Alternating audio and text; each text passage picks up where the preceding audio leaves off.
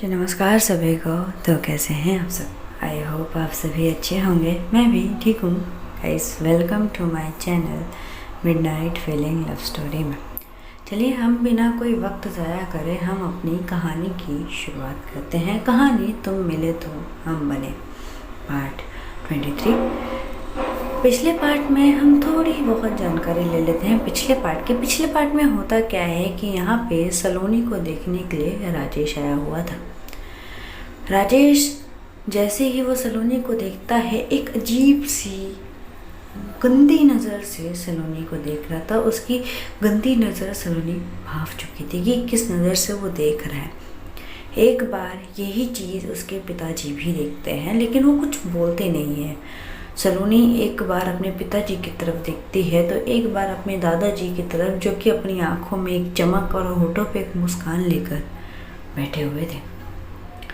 यहाँ पे सलोनी को गुस्सा भी आ रहा था, तकलीफ़ भी हो रही थी, मिक्स फीलिंग्स थी, बहुत दर्द वाली थी।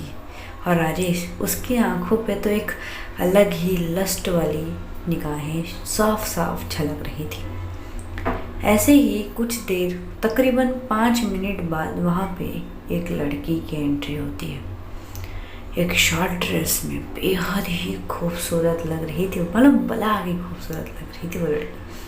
बाल खुले हुए थे, हाथों पे एक सिंपल सी ब्रेसलेट, एक शॉर्ट ड्रेस थी। उन्होंने एक रेड कलर की एक शॉर्ट ड्रेस पहनी हुई थी। बाय गॉड, बहुत ही हॉट लग रही थी वो लड़की। और एक तिरछी वाली निगाहों से आती है सलोनी के पास, एक बार देखती है और एक तिरछी निगाहों से राजेश को देखती है। राजेश जैसे ही उस लड़की को देखता है तो उसके तो मानो आंखें बड़ी हो चुकी थी। वो अपने उस लस्ट को, अपनी उस चीज़ों को कंट्रोल नहीं कर पा रहा था और वो उसकी वो सारी चीज़ें निगाहों से पता चल रही थी। हाँ, वो लड़की कोई और नहीं, बरखा थी। बरखा आती है, बैठती है सलोनी के बाजू में। सलोनी तो बेहद ही शौक थी और इस तरीके से बरखा को देख के उसकी भी कहीं ना कहीं होश उड़ चुके थे, क्योंकि बरखा बहुत ही खूबसूरत लग रही थी, भला के खूबसूरत। यहाँ पे सबकी आंखें बड़ी हो चुकी थी बरखा को देख के। यहाँ पे सलोनी की मॉम भी शौक होके बरखा को देख रही थी। बरखा अपने भाई, अपने दोस्त सभी को देखती है और एक तिरछी निगाहों से राजेश को देखती है। राजेश तो मानो अपना आपा ही खोने वाला था। तभी उसके मम्मी पापा जो उसके बाजू में थे, उन्होंने उसके हाथ को कस के पकड़ के दबाया ताकि एक तरफ से ये इशारा दे सकें कि अपने आप को काबू में रखो। और कुछ वैसा ही होता है तो राजेश शांत हो जाता है। लेकिन वो अभी भी राजेश बरखा को बड़ी गंदी नज़र से देख रहा था। तो बरखा ये चीज़ अच्छे से जानती थी और बरखा ये भी समझ रही थी कि पहले वो किस तरीके से सलोनी को देख रहा था। बरखा को ये चीज़ देख के गुस्सा तो बहुत आती है, बट वो कुछ बोलती नहीं। और वैसे ही होता है, यहाँ पे सलोनी के जो दादाजी थे वो गुस्सा तो बहुत होते हैं बरखा के ऊपर, पर वो कुछ बोलते नहीं हैं, ये सोच के कि घर में कोई आए हुए हैं और वो कोई तमाशा चाहते नहीं थे। इसीलिए वो चुप थे, आंखों में थोड़ी सी गुस्सा लेकर। बरखा यहाँ पे एक बार राजेश को फिर से दिखती है और बड़े प्यार से एक आवाज़ में बोलती है, हाय मिस्टर राजेश, कैसे हो? तो राजेश तो मरा ही जा रहा था उससे बात करने के लिए, लग तो ऐसे ही रहा था कुछ। राजेश बोलता है, जी मैं तो बहुत बढ़िया हूँ, आप बताओ कैसे हो? वैसे आप लग बहुत खूबसूरत रहे हो। तो ये चीज़ सुनने के बाद सलोनी अपनी मुट्ठी को कंच लेती है और कंचते हुए ही वो कुछ बोलने जाएगी, तभी बरखा उसके हाथों को हल्की से प्रेस करते हुए दबाती है, मानो वो इशारा कर रही हो कि शांत हो जाओ, भरोसा करो मुझ पर, मैं कुछ गलत नहीं होने दूँगी। और वैसे ही होता है, सलोनी शांत हो जाती है। एक्चुअली सलोनी कम खूबसूरत नहीं थी, इस मामले में बोल सकते हैं भाई। सलोनी तो वैसे भी अपनी सादगी के साथ, अपनी सिंप्लिसिटी में वैसे भी बहुत खूबसूरत है। तो वैसे ही दोनों दोनों ही एक दूसरे के लिए मतलब खूबसूरती मैंने बड़ा सर चढ़ के बोल रही हूँ दोनों के, कुछ ऐसी खूबसूरती दोनों में थी। राजेश दोनों को देखता हुआ बोलता है, तभी वर्षा बोल पड़ती है कि हाँ तो बताइए कि आप शादी किनसे करेंगे। एक्चुअली ये मेरी दोस्त है सलोनी। जब वो दोस्त बोलती है तो वो थोड़ा सा बोलता है कि अच्छा, फिर उसके बाद वो बोलती है कि सॉरी दोस्त नहीं, शी इज़ माई पार्टनर, मैं उनसे प्यार करती हूँ और ये भी मुझसे प्यार करती है। ओ भाई, जब ये बोलती है तो यहाँ पे उसके दादाजी के तो होश ही उड़ चुके थे। उसके दादाजी के मतलब चेहरे पे एक शॉकिंग रिएक्शन थे और वो थोड़े से गुस्से में ही बोल पड़ते हैं खड़े होते हुए, ऐसे कैसे हो सकता है, दो लड़कियां आपस में प्यार कभी नहीं कर सकती। तभी वर्षा बड़े प्यार से बोलती है, दादाजी बैठ जाइए ज़रा सा, घुटनों में ज़्यादा प्रेशर मत डालिए, जाएगा तो तकलीफ़ आप ही के घुटने को होगी दादाजी। तो ये सुनने के बाद उसके दादाजी बैठ जाते हैं। यहाँ पे उसके पिताजी के तो मानो होश ही उड़ चुके थे, लेकिन वो कुछ बोल नहीं रहे थे, मानो एकदम सुन तो चुके थे, चुप हो चुके थे। वो बस देख रहे थे कि चल क्या रहा है, क्या हो रहा है, बट वो कुछ कर नहीं रहे थे। यहाँ पे वो लड़का बोलता है कि अच्छा, थोड़ा सा शॉकिंग होते हुए ही वो लड़का बोल पड़ता है कि तुम दोनों लड़कियां हो, कैसे प्यार हो सकता है तुम दोनों के बीच में। तभी वर्षा बोलते कि तुम काम क्या करते हो ये बताओ। तो वो बोलता है कि मैं इंजीनियर हूँ, मैं सॉफ्टवेयर इंजीनियर हूँ। तो बोलता है ओके, आप सॉफ्टवेयर इंजीनियर हैं तो आपको तो इतना तो पता ही होगा ना कि that love has no gender, love has no colour, right. तो लड़का बोलता है कि हाँ पता है। तो बोलते तो आपका ये सवाल मुझे कुछ समझा नहीं। अब मानो जिस तरीके से वर्षा बात कर रही थी राजेश से, राजेश की चीज़ें बहुत ही अजीब हो चुकी थी। राजेश मतलब बात भी करना चाहता था, लेकिन जब वो ये सुनता है कि वो दोनों एक दूसरे से प्यार करते हैं तो वो थोड़ा सा शौक भी था। तभी राजेश थोड़ी देर के लिए चुप होके फिर से बोल पड़ता है कि अगर आप दोनों प्यार करते हो तो मुझे इससे कोई प्रॉब्लम नहीं है, लेकिन अगर तुम दोनों एग्री हो तो मैं तुम दोनों से शादी करने को तैयार हूँ। तो राजेश तभी वर्षा बोलती, वाह दैट्स ग्रेट आइडिया ना सलोनी, हमारा प्यार भी मुकम्मल रहेगा और साथ ही साथ तुम्हारे दादाजी की ख्वाहिश भी पूरी हो जाएगी। तभी उसके दादाजी बोल पड़ते हैं कि ये क्या बकवास चल रहा है यहाँ पर। सलोनी एक बार अपने दादाजी को बोलती है, देखती है, वो कुछ बोलती नहीं, फिर से अपनी नज़र झुका लेती है। तभी वर्षा बोलती, सलोनी अरे बोलो तो कुछ, तुम कुछ बोल भी नहीं रही हो, बताओ ना आइडिया कैसा, अच्छा है ना। राजेश बोलता है, उनसे क्या पूछना है, मतलब मैं तो बोल रहा हूँ क्या, मैं एग्री हूँ ना, अगर तुम लोग कंफर्टेबल हो तो हम तीनों शादी कर सकते हैं। एक्चुअली तुम दोनों का प्यार भी कंटिन्यू रहेगा और मैं तुम लोगों का एज अ हस्बैंड भी रहूँगा।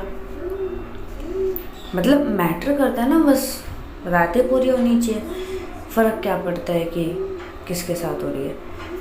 जैसे ही ये बोलता है तब उसके पिताजी उठते हैं सलोनी के और खींच के एक मारते हैं राजेश के गाल पे, बेहद ही गुस्से में, और वो बोल पड़ते हैं कि मेरे घर से अभी के अभी निकल जाओ। तभी राजेश बोलता है कि अंकल मैं तो बस, तभी बोलते मेरे घर से अभी के अभी निकल जाओ, अगर तुम यहाँ सेकंड भर भी रुके तो मुझे धक्के मार के तुम्हें अपने घर से निकालने में ज़रा सा भी वक्त नहीं लगेगा। तभी राजेश बोलता है, हद है, मैं तो भलाई करने जा रहा था, भलाई का ज़माना ही नहीं है। और वर्षा एक तीखी सी मुस्कान देते बोलते कि राजेश जी नेक्स्ट टाइम किसी और लड़की के साथ ट्राई करिएगा। हाँ इतना बोल के वो एक मुस्कान देती है।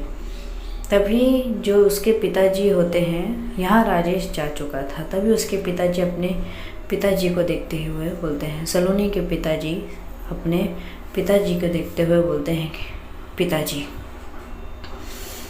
मैं अपनी बेटी की शादी जिसकी मर्जी उससे कराऊंगा। आप समझ गए? मेरी बेटी किसी की जागीर नहीं है, जिसके साथ वो खुश रहेगी उसी के साथ उसकी शादी होगी। आप समझ गए? और हाँ, मुझे ये बात पहले से पता थी कि ये दोनों एक दूसरे से प्यार करते हैं, तभी उसके पिताजी थोड़े से गुस्से में आके बोलते हैं कि तुम पागल हो चुके हो, तुम्हारे दिमाग में आखिर चल क्या रहा है? ये दोनों लड़कियां हैं, दोनों एक दूसरे से प्यार कैसे कर सकते हैं? तभी बोलते हैं कि पिताजी, वो दोनों लड़कियां हैं, लेकिन उसमें से एक मेरी बेटी भी है, जो कि मैं अच्छे से जानता हूँ कि वो किससे खुश है और कौन उसको खुश रख सकता है। और बरखा को देखते हुए बोलते हैं कि तुम सलोनी से प्यार करती हो, राइट? तभी बरखा थोड़ी सी घबराई, लेकिन ज़्यादा घबराना दिखाती नहीं अपने चेहरे पे, और एक सिंपल सी एटीट्यूड लोग में बोलते हाँ करती तो हूँ। तभी सलोनी के पिताजी सलोनी को बोलते हैं, जैसा तुमने मुझे बोला था कि तुम बरखा से प्यार करती हो, राइट? तो सलोनी भी बोलते हैं कि हाँ पिताजी मैं करती हूँ। तो बोलते हैं, तब वो दोनों का हाथ पकड़ते हैं, एक दूसरे के हाथ में देते हैं और बोलते हैं कि बस तुम दोनों की शादी मैं कराता हूँ, मैं भी देखता हूँ कि कौन रोकता है। और पिताजी, आप विनती रहेगी, अगर आप आशीर्वाद देने नहीं आ पाएंगे कोई दिक्कत नहीं है पिताजी, लेकिन कृपया करके शादी में कोई भी रुकावट नहीं चाहिए मुझे। और इतना बोल के वो वहाँ से थोड़े से गुस्से में ही बाहर चले जाते हैं। यहाँ पे सभी के चेहरे पे एक अलग ही हवाइयाँ उड़ी हुई थी। सलोनी जो कि बेहद खुश थी, कंफ्यूज थी, और बरखा वो भी। और यहाँ पे सलोनी की मॉम जो थी वो बहुत ही खुश थी अपने पति के इस डिसीजन से। उसके दादाजी अपनी लाठी को पकड़ते हुए गुस्से में अपने कमरे की तरफ जाते हैं। कमरे की तरफ जाते हुए ही वो जाते हैं, अपने बैग उतारते हैं, अपने बैग में सारे सामान रखने लगते हैं। तभी उसकी माँ जब जाती है तो बोलती कि क्या कर रहे हैं आप? तभी वो बोल पड़ते हैं, बहू मैं यहाँ पे अभी 1 मिनट भी नहीं रुकना चाहता। जब मेरे बेटे ने मुझे उस काबिल नहीं समझा कि वो अपनी बेटी के लिए रिश्ता मैं देख रहा था, लेकिन नहीं, कोई बात नहीं, मैं इस घर में रुकना भी नहीं चाहता, जा रहा हूँ मैं इस घर से।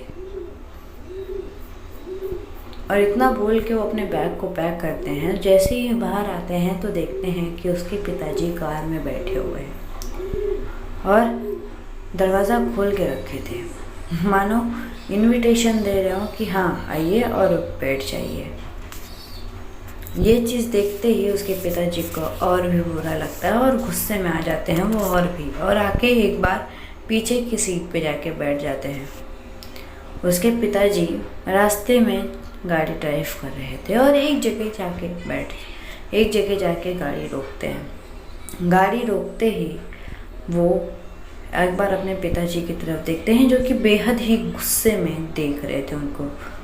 एक्चुअली उन्होंने जब गाड़ी रोकी थी तो उसके पिताजी को थोड़ा सा अजीब लगा कि इस जगह पे गाड़ी क्यों रोकी, और वो बोल पड़ते हैं, तुमने यहाँ गाड़ी क्यों रोकी है? मुझे गांव जाना है फिर से, मुझे यहाँ पे पल भर भी नहीं रुकना।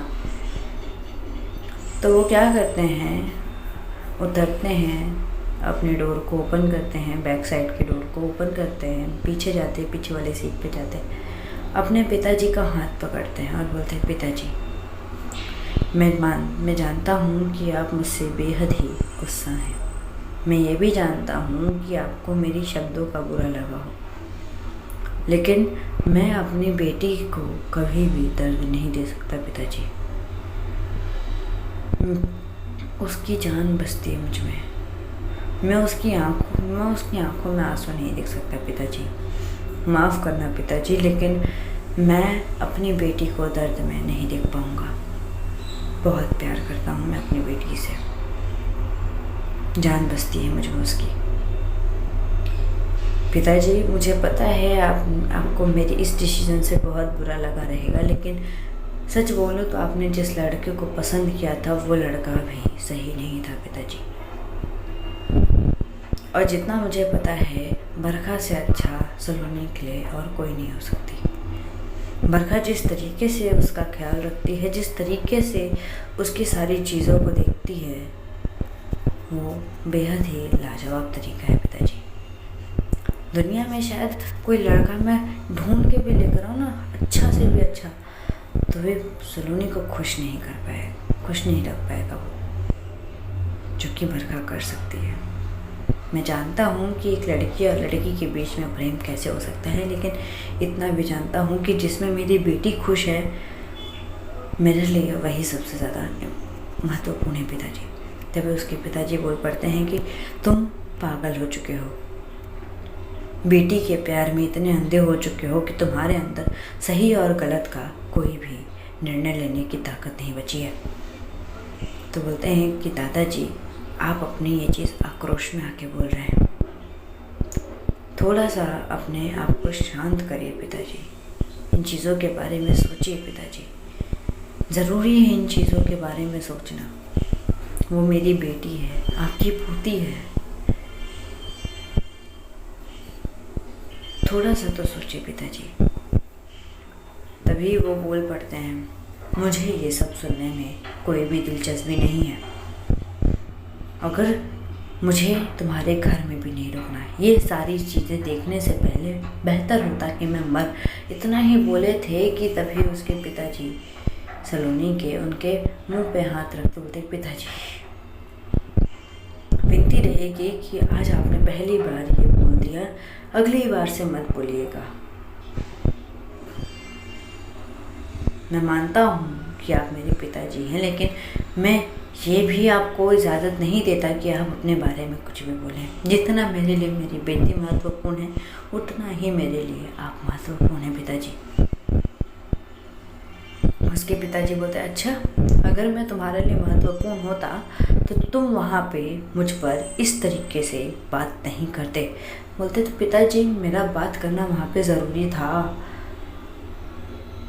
आप चीज़ों को एक साइड से देख रहे हैं पिताजी, दोनों साइड से देखिए, आपको समझ में आ जाएगा। वो दोनों एक दूसरे से प्यार करते हैं और एक दूसरे को अलग करके ना ही मुझे कभी खुशियाँ मिल पाएगी और ना ही वो दोनों कभी खुश हो पाएंगे। मैं अपनी बेटी को रोज़ तिल तिल मरते हुए नहीं देख पाऊँगा पिताजी, और जब तक वो तिल तिल मरेगी तब तक उसकी माँ भी तिल तिल मरेगी, और उसकी माँ जब तक उसकी आंखों में आंसू आएंगे मैं नहीं देख पाऊँगा। मेरी बेटी और मेरी बीवी की खुशियाँ मेरे लिए बहुत ज़रूरी है पिताजी। उनकी क्या गलती है, वो तो एक माँ है ना, उनकी क्या गलती है। अपनी बेटी को अपने इतने दर्द में देखना उनकी क्या गलती है पिताजी, आप बताइए क्या गलती है उनकी। तो उसके पिताजी अब थोड़े से चुप होके बोलते हैं कि मुझे गांव छोड़ दो, मुझे यहाँ पे नहीं रुकना।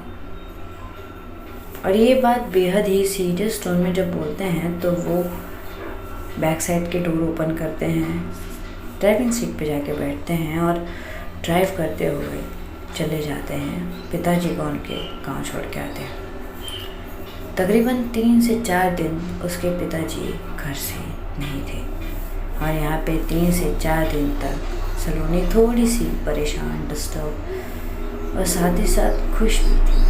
अपने पिताजी को उसने कॉल भी बहुत किए थे, लेकिन यहाँ पे उसके कॉल उसके पिताजी उठाते नहीं। चौथे दिन रात को यहाँ पे सलोनी की माँ, बरखा और सलोनी तीनों बैठ के डिनर कर रहे थे। सलोनी को भूख तो बिल्कुल नहीं थी, क्योंकि वो नहीं चाहती थी कि किसी एक चीज़ के वजह से उसके घर में कोई भी इशू आए, और यहाँ पे वही चीज़ें थी। उसको वो सारी चीज़ें बर्दाश्त हो नहीं रही थी। तो वो एक बार बरखा को बड़ी बड़ी ही मायूस नज़रों से देखती है। वर्षा कुछ बोलती तो नहीं है। और यहाँ पे जैसे ही सलोनी एक बाइट लेने जाएगी तभी उसकी डोरबेल बजती है। जैसे ही डोरबेल बजती है तो वो जाती है, डोर ओपन करती है तो सामने जैसे ही अपने पिता को देखती है तो तुरंत जाके हक करके रो पड़ती है। उसके पिताजी भी, उनके हाथ में एक बैग थे, एक बैग को साइड में करते हैं, अपनी बेटी को अच्छे से हक कर लेते हैं और हक करते हुए बोलते हैं, क्या हुआ है? मैं ठीक हूँ बेटा, क्या हुआ है? तभी वर्षा भी इन दोनों के बाप बेटी को देखती है, वो कुछ बोलती नहीं है। चलिए अब हम जानेंगे नेक्स्ट पार्ट में क्या होता है, क्या रंग लाता है नेक्स्ट पार्ट में, कब होगी इन लोगों की शादी। तब तक के लिए अपने और अपने परिवार का ख्याल रखिए। Bye bye guys, take care.